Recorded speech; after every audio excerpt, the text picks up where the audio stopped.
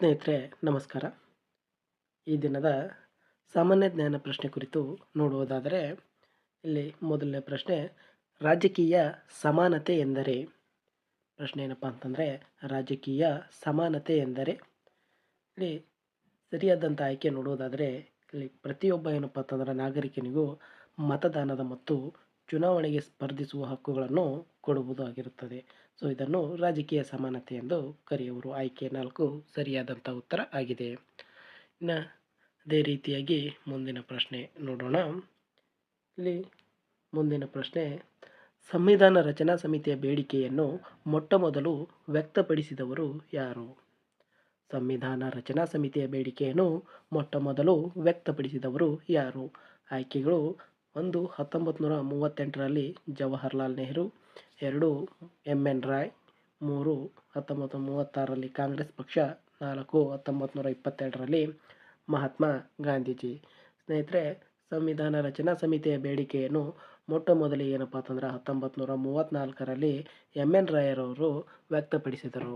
ಆಯ್ಕೆ 2 ಸರಿಯಾದಂಥ ಉತ್ತರ ಆಗಿರುತ್ತದೆ. ಅದೇ ರೀತಿ ಮುಂದಿನ ಪ್ರಶ್ನೆ ನೋಡೋಣ.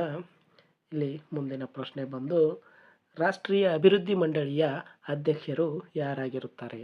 ಪ್ರಶ್ನೆ ಏನಪ್ಪ ಅಂತಂದರೆ, ರಾಷ್ಟ್ರೀಯ ಅಭಿವೃದ್ಧಿ ಮಂಡಳಿಯ ಅಧ್ಯಕ್ಷರು ಅಥವಾ ಚೇರ್ಮನ್ನರು ಯಾರಾಗಿರುತ್ತಾರೆ? ಆಯ್ಕೆಗಳು ನೋಡುವುದಾದರೆ, ರಾಜ್ಯಪಾಲರು, ರಾಷ್ಟ್ರಪತಿ, ಉಪರಾಷ್ಟ್ರಪತಿ, ಪ್ರಧಾನಮಂತ್ರಿ. ಸ್ನೇಹಿತರೆ, ಈ ರಾಷ್ಟ್ರೀಯ ಅಭಿವೃದ್ಧಿ ಮಂಡಳಿ ಏನಪ್ಪ ಅಂತಂದ್ರೆ ಇದರ ಅಧ್ಯಕ್ಷ ಏನಪ್ಪ ಅಂತಂದ್ರೆ ಪ್ರಧಾನಮಂತ್ರಿ ಆಗಿರುತ್ತದೆ. ಸೊ ಇದನ್ನು 1952ರಲ್ಲಿ ಏನು ಮಾಡಲಾಗುತ್ತಪ್ಪ ಅಂತಂದ್ರೆ ಸ್ಥಾಪನೆ ಮಾಡಲಾಗಿದೆ. ಈ ರಾಷ್ಟ್ರೀಯ ಅಭಿವೃದ್ಧಿ ಮಂಡಳಿಯನ್ನು 1952ರಲ್ಲಿ ಸ್ಥಾಪಿಸಲಾಗಿರುತ್ತದೆ. ಸೊ ಇದರ ಅಧ್ಯಕ್ಷರು ಯಾರಪ್ಪ ಅಂತಂದ್ರೆ ಪ್ರಧಾನಮಂತ್ರಿಯವರು ಇದರ ಅಧ್ಯಕ್ಷರು ಆಗಿರುತ್ತಾರೆ. ಇನ್ನು ಅದೇ ರೀತಿ ಮುಂದಿನ ಪ್ರಶ್ನೆ ನೋಡೋಣ. ಇಲ್ಲಿ ಮುಂದಿನ ಪ್ರಶ್ನೆ, ರಾಯಭಾರಿಗಳು ಡ್ಯಾಶ್ ರವರಿಂದ ನೇಮಿಸಲ್ಪಡುತ್ತಾರೆ? ಏನು ವಿದೇಶಾಂಗ ರಾಯಭಾರಿಗಳು ಏನಪ್ಪ ಅಂತಂದ್ರೆ ಯಾರಿಂದ ನೇಮಕವಾಗುತ್ತಾರೆ? ಆಯ್ಕೆಗಳು: ವಿದೇಶಾಂಗ ಮಂತ್ರಿ, ಭಾರತದ ರಾಷ್ಟ್ರಪತಿ, ಪ್ರಧಾನಮಂತ್ರಿ, ಕ್ಯಾಬಿನೆಟ್ನಿಂದ. ಸ್ನೇಹಿತರೆ, ಈ ರಾಯಭಾರಿಗಳನ್ನು ಏನು ಮಾಡ್ತಾರಪ್ಪ ಅಂತಂದ್ರೆ ನಮ್ಮ ದೇಶದ ರಾಷ್ಟ್ರಪತಿಯವರು ಏನು ಮಾಡ್ತಾರಪ್ಪ ಅಂತಂದ್ರೆ ನೇಮಕ ಮಾಡುತ್ತಾರೆ ಅಥವಾ ಆಯ್ಕೆ ಮಾಡುತ್ತಾರೆ. ಭಾರತ ರಾಷ್ಟ್ರಪತಿಗಳು ರಾಯಭಾರಿಗಳನ್ನು ನೇಮಿಸುತ್ತಾರೆ. ಆಯ್ಕೆ 2 ಸರಿಯಾದಂಥ ಉತ್ತರ ಆಗಿರುತ್ತದೆ. ಇನ್ನು ಮುಂದಿನ ಪ್ರಶ್ನೆ ನೋಡೋಣ. ಇಲ್ಲಿ ಮುಂದಿನ ಪ್ರಶ್ನೆ, ಸಂಸದೀಯ ಕಾರ್ಯಾಂಗ ಪದ್ಧತಿಯಲ್ಲಿ ಡ್ಯಾಶ್ ಕಾರ್ಯಾಂಗಗಳು ಇರುತ್ತವೆ? ಸಂಸದೀಯ ಕಾರ್ಯಾಂಗ ಪದ್ಧತಿಯಲ್ಲಿ ಡ್ಯಾಶ್ ಕಾರ್ಯಾಂಗಗಳು ಇರುತ್ತವೆ.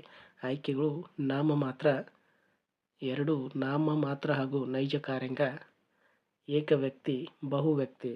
ಸ್ನೇಹಿತರೆ, ಸಂಸದೀಯ ಕಾರ್ಯಾಂಗ ಪದ್ಧತಿಯಲ್ಲಿ ಇಲ್ಲಿ ನಾಮಮಾತ್ರ ಹಾಗೂ ನೈಜ ಕಾರ್ಯಾಂಗ ಇರುತ್ತವೆ. ಆಯ್ಕೆ 2 ಸರಿಯಾದಂಥ ಉತ್ತರ ಆಗಿರುತ್ತದೆ. ಇನ್ನು ಮುಂದಿನ ಪ್ರಶ್ನೆ ನೋಡೋಣ. ಇಲ್ಲಿ ಮುಂದಿನ ಪ್ರಶ್ನೆ ಬಂದು, ರಾಜ್ಯದಲ್ಲಿ ಅಧೀನ ನ್ಯಾಯಾಲಯಗಳ ಮೇಲ್ವಿಚಾರಣೆಯನ್ನು ಯಾರು ಮಾಡುತ್ತಾರೆ? ಪ್ರಶ್ನೆ ಏನಪ್ಪ ಅಂತಂದರೆ, ರಾಜ್ಯದಲ್ಲಿ ಅಧೀನ ನ್ಯಾಯಾಲಯಗಳ ಮೇಲ್ವಿಚಾರಣೆಯನ್ನು ಯಾರು ಮಾಡುತ್ತಾರೆ? ಆಯ್ಕೆಗಳು: ಕಾನೂನು ಮಂತ್ರಿ, ಸುಪ್ರೀಂ ಕೋರ್ಟ್, ಹೈಕೋರ್ಟ್, ರಾಜ್ಯಪಾಲ. ಸ್ನೇಹಿತರೆ, ರಾಜ್ಯದಲ್ಲಿನ ಅಧೀನ ನ್ಯಾಯಾಲಯಗಳ ಮೇಲ್ವಿಚಾರಣೆ ಏನಪ್ಪ ಅಂತಂದ್ರೆ ಹೈಕೋರ್ಟ್ ಮಾಡುತ್ತದೆ. ಆಯ್ಕೆ 3 ಸರಿಯಾದಂಥ ಉತ್ತರ ಆಗಿದೆ. ಇನ್ನು ಮುಂದಿನ ಪ್ರಶ್ನೆ ನೋಡೋಣ. ಇಲ್ಲಿ ಮುಂದಿನ ಪ್ರಶ್ನೆ ಬಂದು, ಭಾರತದ ಸಂವಿಧಾನ ರಚನೆಗೆ ಸಂವಿಧಾನ ರಚನಾ ಸಮಿತಿ ತೆಗೆದುಕೊಂಡಂಥ ಕಾಲಾವಧಿ ಎಷ್ಟು? ಭಾರತದ ಸಂವಿಧಾನ ರಚನೆಗೆ ಸಂವಿಧಾನ ರಚನಾ ಸಮಿತಿ ತೆಗೆದುಕೊಂಡಂಥ ಕಾಲಾವಧಿ ಎಷ್ಟು? ಆಯ್ಕೆಗಳು ನೋಡುವುದಾದರೆ, 3 ವರ್ಷಗಳು 11 ತಿಂಗಳು 18 ದಿನ, 2 ವರ್ಷ 11 ತಿಂಗಳು 18 ದಿನ, 4 ವರ್ಷಗಳು 11 ತಿಂಗಳು 12 ದಿನ, 2 ವರ್ಷಗಳು 10 ತಿಂಗಳು 12 ದಿನಗಳು. ಸ್ನೇಹಿತರೆ, ಸಂವಿಧಾನ ರಚನೆ ಸಭೆಗೆ ತೆಗೆದುಕೊಂಡಂಥ ಕಾಲಾವಧಿ ಏನಪ್ಪ ಅಂತಂದ್ರೆ 2 ವರ್ಷ 11 ತಿಂಗಳು 18 ದಿನಗಳು ಏನಪ್ಪ ಅಂತಂದ್ರೆ ತೆಗೆದುಕೊಂಡಿರ್ತದೆ. ಆದ್ದರಿಂದ ಆಯ್ಕೆ 2 ಸರಿಯಾದಂಥ ಉತ್ತರ ಆಗಿದೆ.